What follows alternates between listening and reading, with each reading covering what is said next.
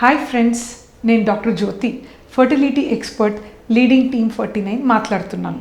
ఈరోజు మనము sperm count ఎందుకు తక్కువ అవుతుంది, న్యాచురల్గా స్పర్మ్ కౌంట్ ఇంక్రీజ్ చేయొచ్చా అని చాలామంది అడుగుతారు. దీనికి రీజన్స్ ఏంటి, దీనికి సంబంధించిన ట్రీట్మెంట్ గురించి ఈ వీడియోలో మాట్లాడుకుంటాం.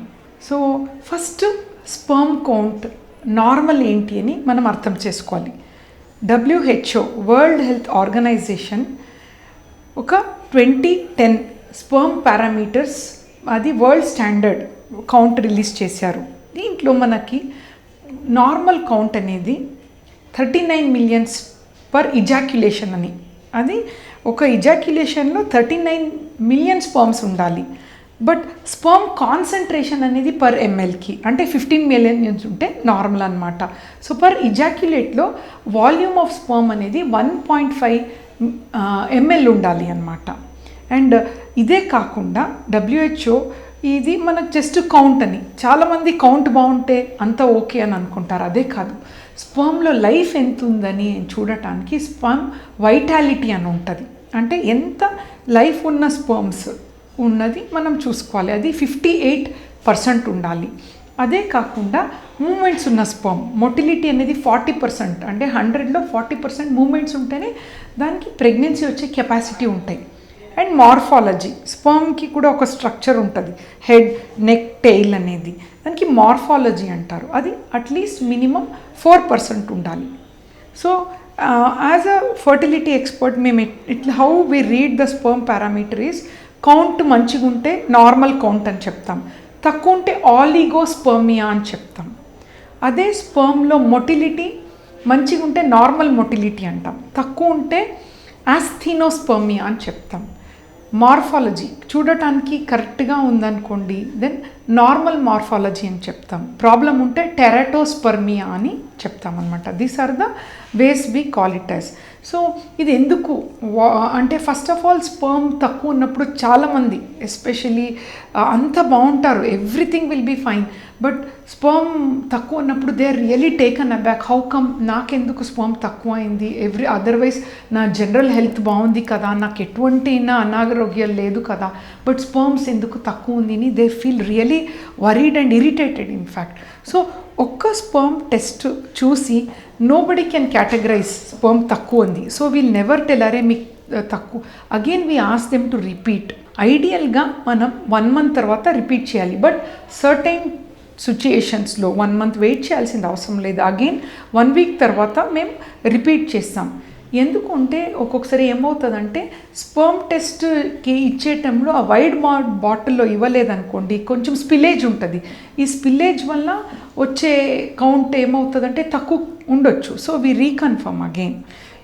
ఇది మన కౌంట్ గురించి and how sperm is parameter is red అనేది.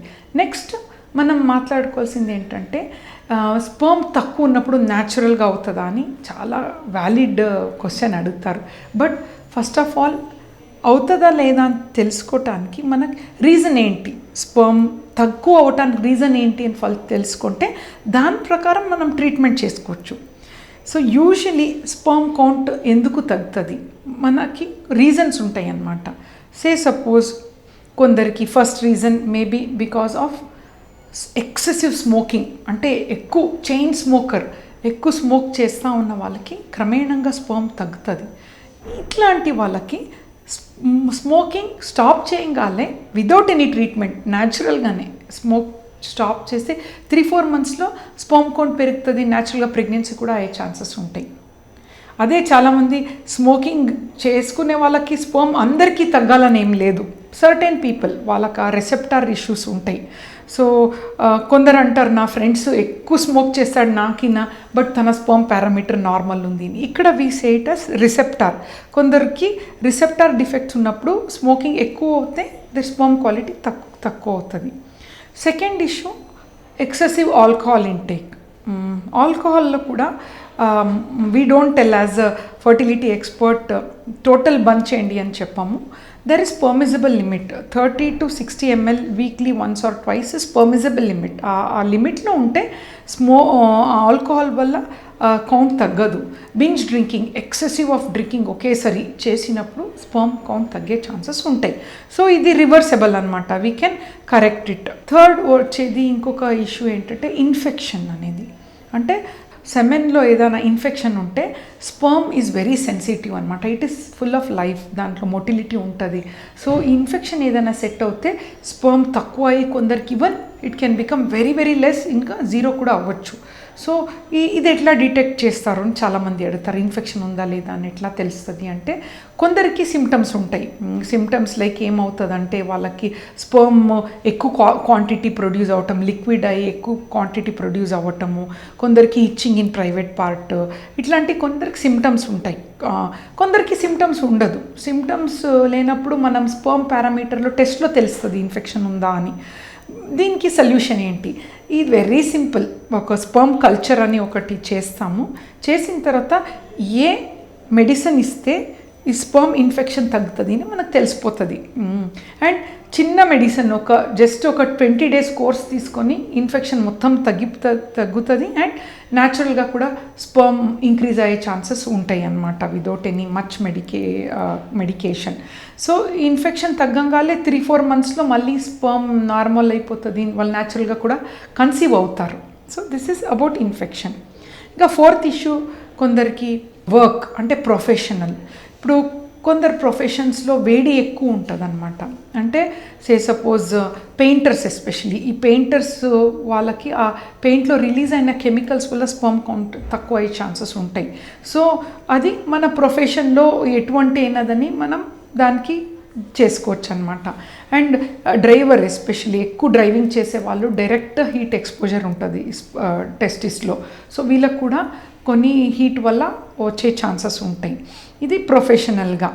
అండ్ సిక్స్త్ రీజన్ ఈ మధ్యలో మనం ఎక్కువ చూస్తున్నాము, because of stress related. Research has told అంటే ఎక్కువ స్ట్రెస్ వల్ల so many reasons can be there. దీనివల్ల కూడా స్లీప్ డిస్టర్బెన్స్ అయ్యి, అండ్ దీనివల్ల కొందరు ఓవర్ ఈటింగ్ అయ్యి, ఇవన్నీ ఇట్స్ వన్ విషియస్ సర్కిల్ అనమాట. సో స్ట్రెస్ రిలేటెడ్ ఉంటాయి కాబట్టి దానికి కూడా మనం డిఫరెంట్ టైప్స్ ఆఫ్ అంటే లైఫ్ స్టైల్ చేంజెస్, దానికి స్లీప్కి కూడా మనం ఇంపార్టెన్స్ ఇవ్వాలి. At least 6 to 8 hours of sleep is also important for body to rejuvenate. ఇది ఒకటి. And another very important reason is sedentary lifestyle. అంటే ఎక్కువసేపు కూర్చోవటం, either with laptop or just sitting for 6 to 8 hours. అంటే ఊరికే చెప్పటం కాదు, ఎవిడెన్స్ బేస్డ్. అంటే there have done research. 6 hours కంటిన్యూస్గా కూర్చుంటే స్పర్మ్ కౌంట్ అనేది కొంచెం అవుతుంది. సో ఆల్వేస్ మేక్ ష్యూర్ మీ లైఫ్ స్టైల్లో కొంచెం యాక్టివిటీస్ ఉండాలి. Some if not sports, at least walking కానీ. You have to balance it అనమాట. Too much of sedentary lifestyle is not good. So and another very very important is న్యాచురల్గా sperm increase అయ్యే ఛాన్సెస్ కొన్ని సిచ్యుయేషన్స్లో చేయొచ్చు అన్నమాట. Food habits also. They say ఫుడ్లో అన్ని green leafy vegetables, more sprouts, అంటే యాంటీ ఆక్సిడెంట్ రిచ్ ఫుడ్స్ అంటాము. యాంటీ ఆక్సిడెంట్స్లో ఏమవుతుందంటే స్పర్మ్లో ఏదైనా ఇష్యూస్ ఉందనుకోండి, ఆక్సిడేటివ్ స్ట్రెస్ అంటాం అన్నమాట. ఇటువంటి సిచ్యుయేషన్స్ ఈ హెల్తీ డయట్ వల్ల స్ప్రౌట్స్ అంటాం, అంటే మొలకెత్త గింజనలు. మన అన్నెసెసరీగా ఎక్కువ వేస్ట్ మనీ చేయకుండా ఇంట్లోనే 2-3 days నానబెట్టి పల్సెస్ని అది మొలకెత్త గింజనలు తీసుకుంటే, అది కూడా మరీ ఎక్సెసివ్గా కాదు, లిమిట్లో తీసుకొని స్పర్మ్ది యాంటీ ఆక్సిడేషన్ అది ఇంక్రీజ్ అవుతుంది అనమాట. And methi, desi methi is good in antioxidants. Watermelon, ఇవన్నీ మంచి వెజిటబుల్స్, గ్రీన్ లీఫీ వెజిటబుల్స్, ఫ్రూట్స్తో sperm also it's good for improvement of sperm. So కొన్ని కండిషన్స్లో ఇవన్నీ చేస్తే కూడా ఇంప్రూవ్ అవ్వదు. That is called as permanent reasons అన్నమాట. సో కొన్ని అంటే టెస్టిక్యులర్ బ్లాక్స్ ఉంటాయి, స్పర్మ్ 0 ఉంటాయి అన్నమాట. కొన్ని హార్మోనల్ ఇంబ్యాలెన్స్ ఉంటాయి. కరెక్టబుల్ ప్రాబ్లమ్స్, థైరాయిడ్, ప్రొలాక్టిన్, ఇవన్నీ కరెక్ట్ చేసుకోవచ్చు. బట్ కొన్ని సిచ్యుయేషన్లో జెనెటికలీ కొన్ని ఇష్యూస్ ఉంటాయి అన్నమాట. దాంట్లో హార్మోన్స్ చాలా హై ఉంటుంది, FSH, వాళ్ళ టెస్టిస్ సైజ్ కూడా తక్కువ ఉంటుంది. ఇటువంటి అయిన కండిషన్స్లో న్యాచురల్గా కాదు అని కాకుండా దానికి తగిన ట్రీట్మెంట్ తీసుకోవాలి. సో ఎంతే ప్రాబ్లం ఉండని, అంటే ముందు ఏమయ్యేదంటే స్పర్మ్స్ తక్కువ ఉంటే వాళ్ళకి అస్సలు పిల్లలు పుట్టరు, లేదంటే డోనార్కి వెళ్ళాలని ఉండేది. ఇప్పుడు అట్లా కాదు.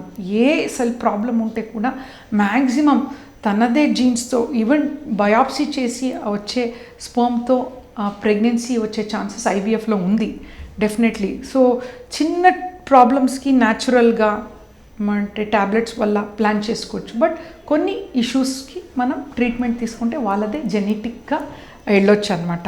డోంట్ వరీ అండి, ఇంత ప్రాబ్లం ఉంటే కూడా దానికి తగ్గిన సొల్యూషన్ ఉంది. అంటే మనం రీజన్స్ తెలుసుకోవాలి.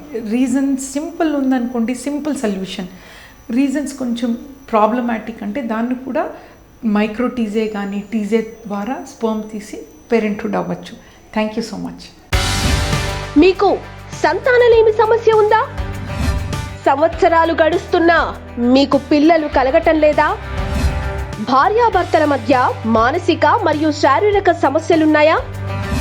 ప్రెగ్నెన్సీ ఎలా ప్లాన్ చేసుకోవాలో తెలియక సతమతమవుతున్నారా? అయితే వెంటనే మా 49 యూట్యూబ్ ఛానల్ ని సబ్స్క్రైబ్ చేసుకోండి. Fertility specialist doctor Jyothi and team వీడియోల ద్వారా ఇచ్చే సలహాలు సూచనలు పాటించండి. మేము మీ నమ్మకాన్ని నిజం చేస్తాం.